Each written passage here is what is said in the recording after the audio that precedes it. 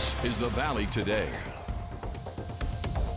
Hey everyone, good morning. Thank you for joining us right here at 6 a.m. on the Valley Today. I'm Ashlyn Hill. And I'm Alex Larson. And of course, we have meteorologist Lisa Green here with us this morning. Good morning, Lisa. Good morning. Well, you got some good news today, Yes, we've got some warming weather that continues here in the forecast. No big systems. We're missing out on a snow event that's affecting other parts of the Midwest. So looking really good for anybody who wants to get out and enjoy some spring weather as we're making our way through April. One little thing this morning that we're watching out for is some fog for that morning drive. So that's kind of the one caveat here for today, and some wind too. I do need to mention that. We always have wind being a possibility, but you can see visibility down slightly as we're looking toward downtown in Fargo. But beyond that, the morning drive is looking great. We've got conditions that are pretty comfortable temperature wise, 20s and 30s for Fargo, into the low 30s here this morning, and a 1 out of 5 for travel, meaning we're on the good side of things. Here's a look at our visibility reports coming in.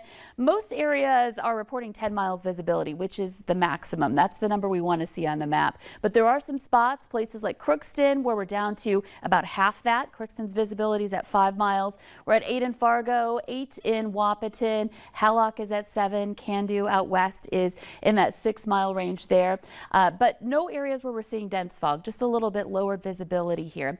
And we do have some of those low clouds hanging around this morning. Beyond that, our radar and satellite map is looking pretty quiet here to kick off our Wednesday morning. I mentioned that snow. Here's where it is. Back over into Wisconsin, down towards Chicago. Maybe that affects some flights in and out of Chicago this morning. That's something to check on. But again, this is missing us, and we are just looking more quiet here today. So let's take a look at our forecast. We've got lots of sunshine and blue sky on the way. Once we get these clouds from this morning cleared out, you can expect to see some temperatures rising by late morning and into midday, right around lunchtime, back into the 40s. And notice this wind. It starts to kick in a little bit more this afternoon. We'll see some stronger gusts. Temperatures, though, back into the upper 40s to some low 50s for highs this afternoon. That's running a little bit above average. And speaking of, we'll continue to run above average here for our forecast highs in the next 11 days. In fact, seeing those numbers rise slightly more than that as we make our way toward the end of the week. So when I come back, we're going to take a look at that 11-day planner and the numbers that we can expect to see in the forecast, and our next chance for rain too. We could use it, but you know, in the meantime, we've got some pretty days ahead too with some sunshine. Yeah, looking forward to that at least. Yes, spring-like throughout, no matter what. Beautiful. Can't complain. Thank you, Lisa. At least 4 people are dead and hundreds more injured after a massive earthquake hit Taiwan overnight. Now, this is the strongest earthquake to hit the island in more than 2 decades, according to officials. Jared Hill bringing us the latest this morning. In Taiwan, huge buildings left leaning after a massive 7.4 magnitude earthquake struck near the city of Hualien early Wednesday morning. Multiple people had to be rescued from collapsing structures following the strongest earthquake to impact the island in nearly 25 years. This woman said it felt so terrifying because it's been so long. The epicenter of the earthquake, which sparked landslides, destroyed buildings, and knocked out power, hit just off the eastern coast of Taiwan, prompting Japan at one point to issue a tsunami warning for parts of that country as well. Students and residents in the Japanese city of Okinawa sent seeking higher ground.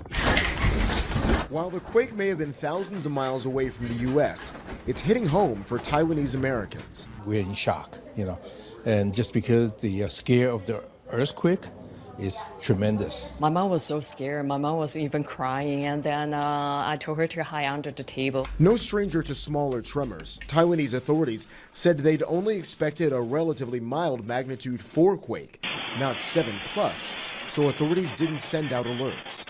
Jared Hill, CBS News. Now, according to reports, dozens of people still remain trapped as a result of this massive quake. Japanese authorities have already offered support and assistance to those impacted by the disaster. A Grand Forks man facing several charges related to an alleged assault of a minor is expected to be in court today. Jawan Stafford is accused of holding down a girl and assaulting her in her bedroom back on February 20th. He says he was pretending to be a burglar. Stafford's charges include felony gross sexual imposition, child abuse, and felonious restraint. He is expected in Grand Forks County Court at 1:30 this afternoon. Now on to recent developments on a story we've been following for months about a young girl, a child, who says she was raped by multiple men in Bemidji. Yesterday, Beltrami County Attorney David Hansen announcing he's dropping the sexual assault charge against the only man ever charged in this case, Oscar Luna. Last September, an 11-year-old girl reported she was tied up and sexually assaulted by multiple men in a house that matched the description of the one in this video in Bemidji. Inside, authorities say they found 11 men who were processed as undocumented immigrants, along with a U.S. citizen from Texas named Oscar Luna. Now, the attorney says DNA collected from the young girl proves that she was sexually assaulted. However, the DNA does not match any of the men from that house. Hansen says this case involves a little girl who experienced an unthinkable trauma, and for the prosecution to conclude with an outcome of no charges is itself another trauma, both for the victim and for all the individuals who have put their hearts and souls into this case. 3 people have been arrested in connection to yesterday morning's stolen vehicle crash in South Fargo. It happened near Lewis and Clark Elementary School. They are 18-year-old Landrew Azur of Cheyenne, 23-year-old Kiara Lovejoy from Bismarck, and 31-year-old Kyle Mays Shock, also from Bismarck. They face an array of charges ranging from fleeing to stealing a vehicle to firearms and possession of meth. Just before 10 a.m. yesterday, police got a report that a white pickup truck had crashed into a fence near I-94 and the pedestrian bridge. Police say those involved took off running afterward. Officers then set up a perimeter and brought in a canine unit. The search sent that nearby school into a lockdown. Neighbors say they heard the crash and watched it all unfold. We live just a few houses down. I called her when I heard about the accident, and she said she heard it from inside the house. I was 10 minutes away, and I think by the time I got here, there was 4 or 5 blocks surrounded. Showed up, and there was a car trying to get on the interstate. He didn't make it. You can read more on this story on your free VNL News app. A Fargo man facing charges after allegedly hitting a pedestrian with his vehicle and then leaving the scene. It happened during the snowy conditions just before 12:30 p.m. Tuesday last week. Court documents say a woman's vehicle slid into a snowbank, and 55-year-old Derek McLaren ran into someone who stopped to help that woman get her car unstuck. Then they say McLaren drove away. Police say he later admitted to drinking approximately a fifth of vodka during the day. Officers say they did find 2 bottles of alcohol in his pickup. A man accused of kidnapping and raping his neighbor in North Fargo made his first court appearance yesterday. Travis Holt faces various charges, including aggravated assault, terrorizing, kidnapping, and gross sexual imposition. A judge set his bail at $500,000. According to the charging documents, the woman says Holt punched through her front door and broke into her apartment. She says he then forced her into his apartment and assaulted her. He was taken into custody early Saturday morning with the help of a SWAT team. Court documents say officials also found meth during the booking process on him. Bond was set at $1 million for the man accused of a murder in Larimore, North Dakota. 43-year-old Troy Larson, who made his first court appearance from his hospital bed yesterday, is charged with murder, attempted murder, and several reckless endangerment charges. Did you get a chance to read through it? Yes, sir, I did. As you understand each of the charges, is that true? Yes, Your Honor.